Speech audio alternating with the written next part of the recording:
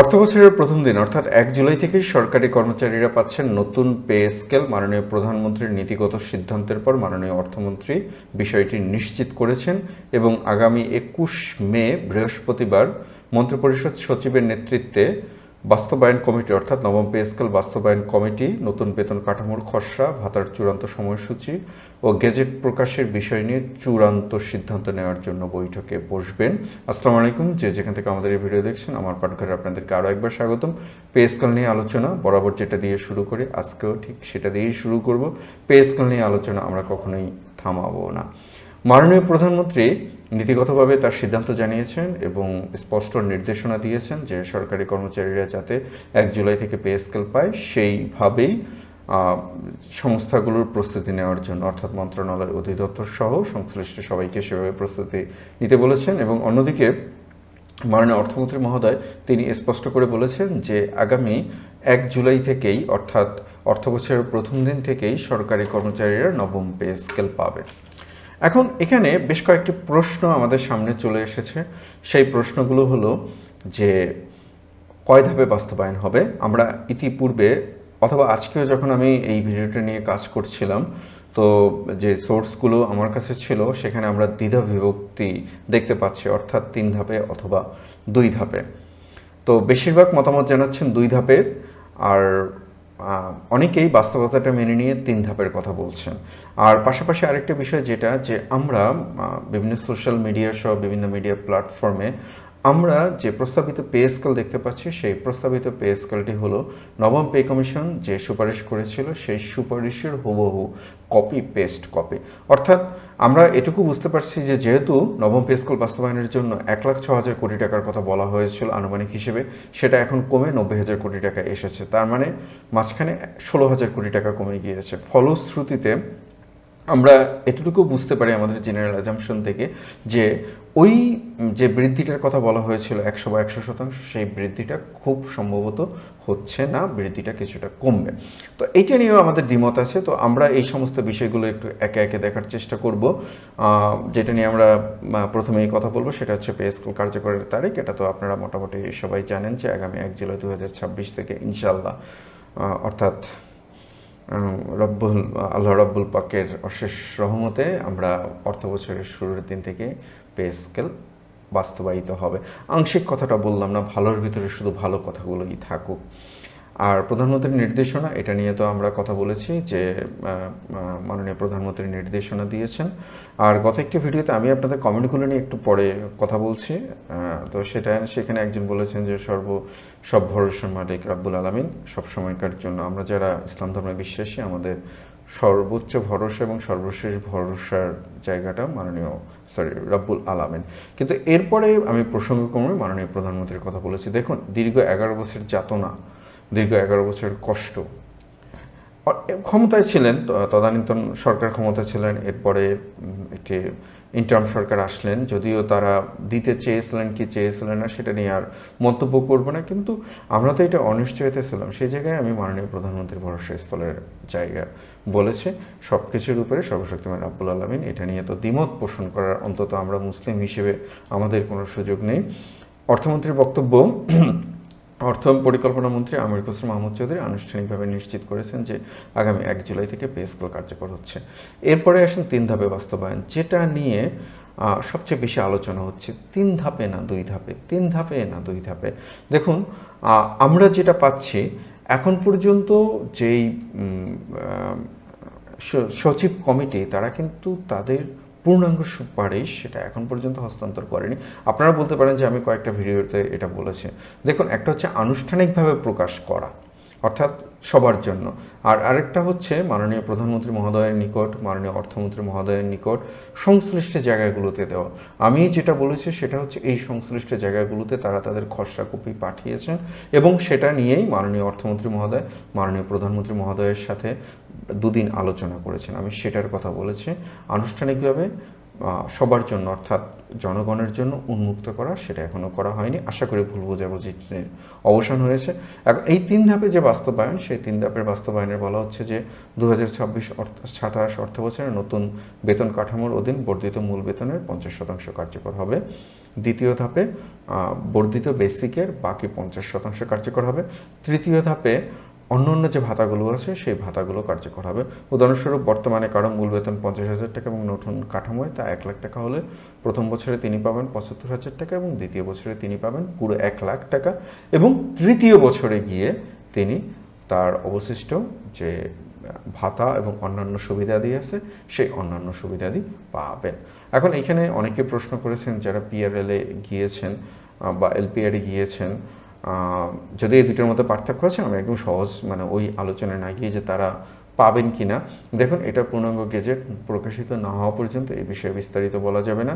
এবং আরেকটি কথা এখানে প্রশ্ন চলে আসে যে যদি কেউ, যেহেতু আমাদের অবসর উত্তর সুবিধাগুলো আমাদের মূল বেসিকের উপরে নির্ভর করে বা মূল বেসিকের উপর নির্ভর করে এটাকে দেওয়া হয়, তো সেক্ষেত্রে 2026-27 অর্থ বছরে কেউ যদি অবসর গ্রহণ করেন তাহলে তার অবসর উত্তর সুবিধাগুলো কিভাবে হিসাব করা হবে, যেহেতু তিনি 2026-27 অর্থ বছরে মূল বেসিকের 50% বৃদ্ধি পেয়েছেন বা যে বৃদ্ধিটা আছে সেই বৃদ্ধিটার 50% তিনি পেয়েছেন। তো সুতরাং এইখানে একটু প্রশ্ন থেকেও যায়। আর প্রস্তাবিত বেতন এবং গ্রেড, যেটা নিয়ে আমি আগে বলেছি, আপনারা যেটা স্ক্রিনে দেখতে পাচ্ছেন বা আগে পরে যেটা দেখেছেন, সেটা হচ্ছে যে আমরা ওই যে নবম পে কমিশন যে সুপারিশটা করেছে সেই সুপারিশ আমি মোটামুটি আপনাদেরকে এটুকু নিশ্চিত করতে চাই, যেটা আগ থেকে আপনারা দেখে আসছেন খুব সম্ভবত সেটা হচ্ছে না, একটু কম হবে। তো সেই কারণে ওইটা নিয়ে আমি আর যে সর্বনিম্ন বেতন 20,000 টাকা এরকমটা আমি আর বলতে চাচ্ছি না।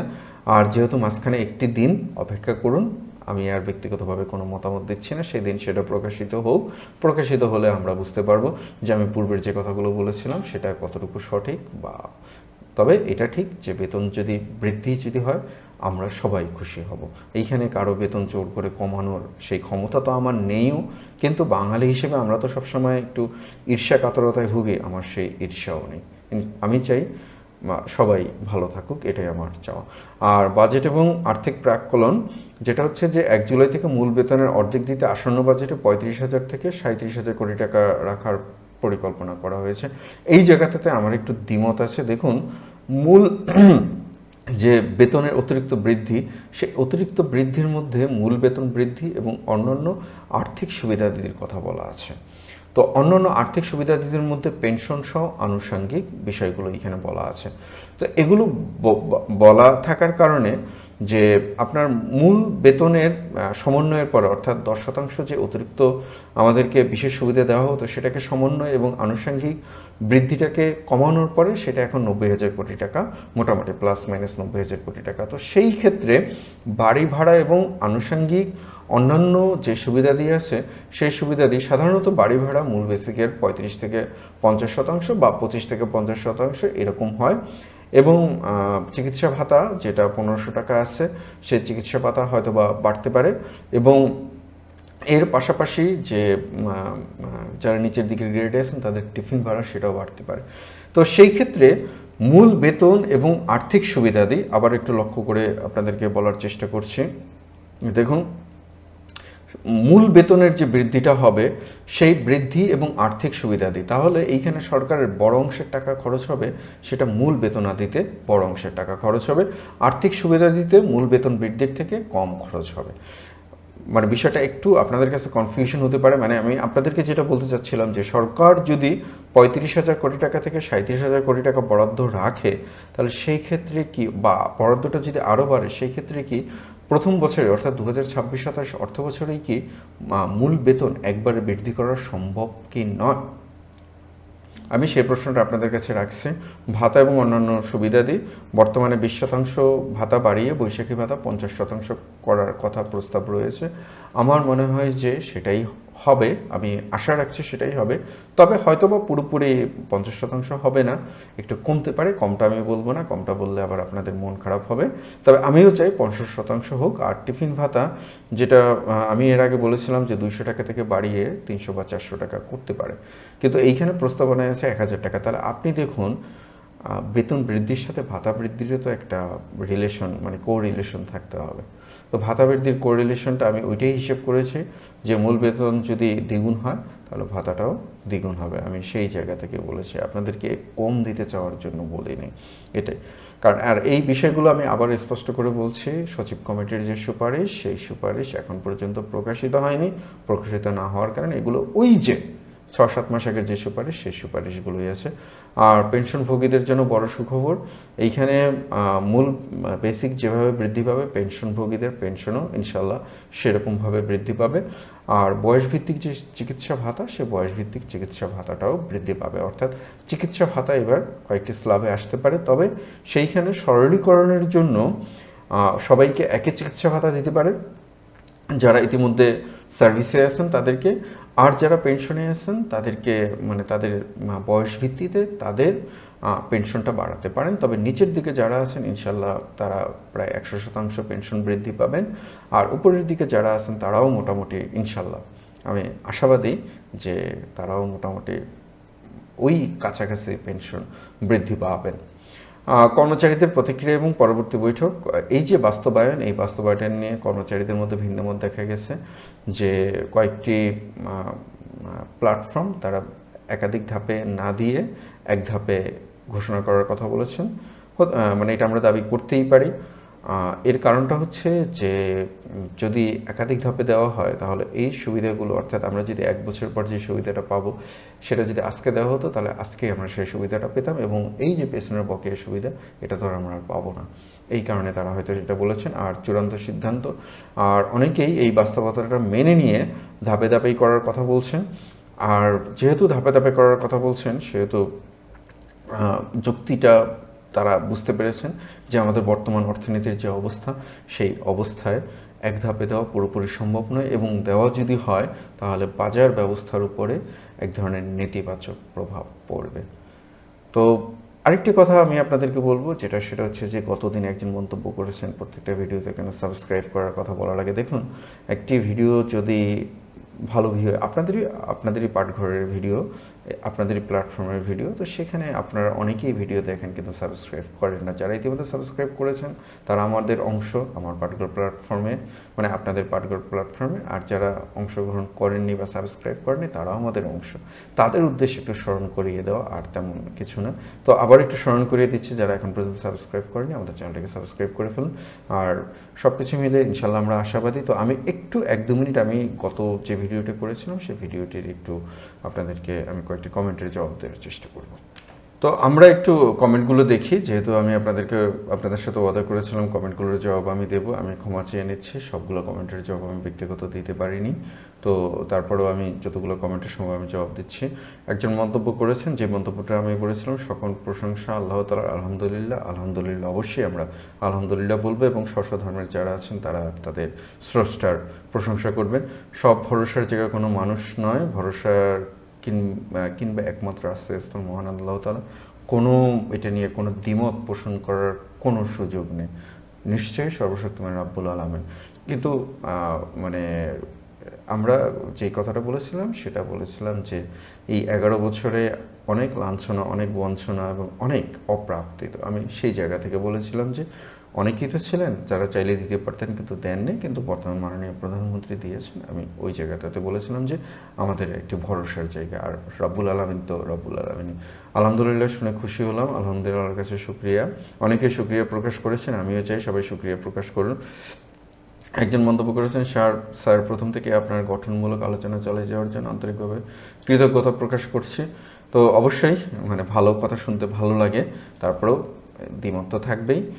আলহামদুলিল্লাহ 1 জুলাই থেকে পূর্ণাঙ্গ পে স্কেল বাস্তবায়ন চাই, শিক্ষকদের জন্য আলাদা পে কমিশন গঠন করতে হবে। একজন মন্তব্য করছেন, অবশ্যই এটা গঠন করা উচিত। আরেকজন মন্তব্য করেছেন আলহামদুলিল্লাহ, অবশ্যই আলহামদুলিল্লাহ। আরেকজন মন্তব্য করেছেন আসসালামু আলাইকুম, আপনার অবশ্যই ধন্যবাদ, আপনার কথায় অনেক মিল আছে। ওয়ালাইকুম আসসালাম। জি ইনশাল্লাহ, মানে এই যে মিল থাকাটা আমাদের জন্য ভালো কিছু। আপনার আরেকজন মন্তব্য করেছেন, আমার বর্তমান বেসিক 22,380 টাকা, 50% বেসিক দিলে কত দাঁড়াবে? আপনি কত গ্রেডের সেটা উল্লেখ করেননি। যদি গ্রেডটা উল্লেখ করতেন আমাদের জন্য হিসাব করতে সুবিধা হতো। আর আমাদের এই নিয়ে একটি ভিডিও আছে যে পে ফিক্সেশনের, কীভাবে পে ফিক্সেশন করবেন, সেই ভিডিওটি আমরা আমাদের লিঙ্কে দিয়ে দেবো, অবশ্যই একটু দেখে নেবেন। আরেকজন আমাদের একজন বিদেশি দর্শক, মানে প্রবাসী দর্শক, আপনার পাঠঘর তথা আমাদের পাঠঘর থেকে আপনার সততার সহিত খবর দেওয়ার জন্য আমি মরক্কো রাজধানী রাবাত থেকে অসংখ্য ধন্যবাদ জানাই। সাথে সালাম জানাই, আপনার সুস্থতা কামনা করছি। ওয়ালাইকুম আসসালাম। বিশাল বড় পাওনা আমাদের জন্য, আলহামদুলিল্লাহ ভালো খবর। সেলুকাস পে স্কেল 11 বছর পর পে স্কেল এবং 3 বছরের বাস্তবায়ন, এর পে স্কেল বেতন ডবল হচ্ছে না, কি একটা অবস্থা। আসলেই এটা আমাদের জন্য, যদি বেতন যদি ডবল যদি না হয়, এটা আমাদের জন্য সত্যিকার অর্থেই একটু মানে আমাদের অপ্রাপ্তি হবে। আলহামদুলিল্লাহ মাননীয় প্রধানমন্ত্রীর নিকট আকুল আবেদন, গ্রেডের সংখ্যা যেন একটু কমে 14টি অথবা 16টি করা হয়। আলহামদুলিল্লাহ ভাই, ধন্যবাদ আপনাকে। যদি মানে আমার পাঠঘর মানে আপনাদের পাঠঘর, আমি জানি না এই কথাটি মানে দায়িত্বশীল কোনো কর্তৃপক্ষের কাছে পৌঁছাবে কিনা, কিন্তু তারপরেও আমরা অনুরোধ করবো। কিন্তু বাস্তবতাটা হচ্ছে যে গ্রেড কমছে না। এমপিভিউ শিক্ষকদের কেন পে ফিক্সেশন হয় না স্যার, দয়া করে বলবেন। আমি আপনার প্রশ্নটা ঠিক বুঝি নাই। পে ফিক্সেশন কারণ আপনার ইনক্রিমেন্ট পাচ্ছেন, অর্থাৎ জাতীয় যে বেতন স্কেল আছে সে বেতন স্কেল অনুসারে বেতন পাচ্ছেন। পে ফিক্সেশন বলতে আমরা যেটা বুঝি, অর্থাৎ সরকারি কর্মচারীদের বা সরকারি চাকরিজীবীদের হয়তো আপনাদের সেরকম পে ফিক্সেশন হয় না, কিন্তু আপনাদের তো পে ফিক্সেশন হবে। এবং আপনারা যে পে ফিক্সেশন আপনাদের হবে ইনক্রিমেন্ট সহ, এখন যে প্রশ্নটা করেছেন যে আপনাদের ইনক্রিমেন্টটা যোগ হবে কি না, এটা আমরা ওই যে যেটা বললাম যে চূড়ান্তভাবে প্রকাশিত না হওয়া পর্যন্ত বলতে পারলাম না। আরেকজন বাংলিশে মন্তব্য করেছেন, বেসিকের অর্ধেক বাড়িয়ে দিলে কি জুলাই থেকে বাড়ি ভাড়া নতুন বাড়বে? বেসিক অনুযায়ী বেসিকের অর্ধেক বাড়িয়ে একটু পে ফিক্সেশনটা দেখানোর একটা ভিডিও বানান। আচ্ছা আচ্ছা, বুঝতে পারছি। ইনশাল্লাহ আমি এটা করবো। খুব ভালো একটি প্রস্তাব। বেসিক 100% হবে কি না, তাহলে মানি এসব বুঝতে পারিনি। আলহামদুলিল্লাহ, খুব সুন্দর খবর দিয়েছেন প্রিয় ভাই আমার। অবশ্যই আলহামদুলিল্লাহ, আমি আপনার পাঠঘরের সাথে আছি এবং থাকবো ইনশাল্লাহ। ধন্যবাদ ভাই। আচ্ছা, অনেকগুলো মেসেজ মানে আমি আবারও বিনীতভাবে আপনাদের কাছে ক্ষমা চেয়ে নিচ্ছি যে আমি সবগুলো পড়তে পারিনি। আর আরেকটা মন্তব্য আমি পড়ে, আপনার পুরো বর্ণনা হয়নি, পেনশনভোগীদের ব্যাপারে কিছু বলেননি। এক্সাম্পল দিতে পারতেন, যেমন একজনের বেসিক 5,000 টাকা হলে সে সর্বসাকুল্যে কত টাকা আনুমানিক বাড়তে পারে। ইনশাল্লাহ আমি যারা আমাদের সিনিয়র সিটিজেন যারা আছেন, আমি বিনীতভাবে তাদের কাছে ক্ষমা চেয়ে নিচ্ছি। কারণ আমরা যে তথ্যগুলো সোর্স থেকে পাচ্ছি সেইখানে ওই যে পেনশনের সেই পুরনো কথা, সেই কথাগুলোই আছে, নতুন করে কোনো কথা পাচ্ছি না, যার কারণে আমি এটা নিয়ে নির্দিষ্ট করে বলতে পারছি না। তো সব কিছু মিলিয়ে আপনারা পে স্কেল নিয়ে যে 21 তারিখে যে বৈঠক হচ্ছে, সেই বৈঠকের বিষয়ে আপনাদের মতামত কি? আর অবশ্যই কমেন্ট করবেন, আমি চেষ্টা করবো আপনাদের কমেন্টগুলো পড়ার জন্য। কমেন্ট করবেন এবং আপনাদের কমেন্টগুলো আমি যদি ওভাবে উত্তর নাও দিতে পারি, তারপরে আমি পড়ার চেষ্টা করব। তো সার্বিকভাবে পে স্কেল নিয়ে আপনারা কতটা আশাবাদী এবং কার কত বেতন বাড়বে এটা আপনারা আশাবাদী, অবশ্যই আমাদেরকে কমেন্টে জানাবেন। তো সব কিছু মিলে ইনশাল্লাহ ভালো কিছু হবে। আপনাদের সবার জন্য শুভকামনা। যাওয়ার আগে যারা এখন পর্যন্ত আমাদের চ্যানেলটিকে সাবস্ক্রাইব করেননি, এই আমাদের চ্যানেলটিকে সাবস্ক্রাইব করে ফেলুন। ভালো থাকবেন, আবার দেখাবো আপনাদের সাথে। আসসালামু আলাইকুম।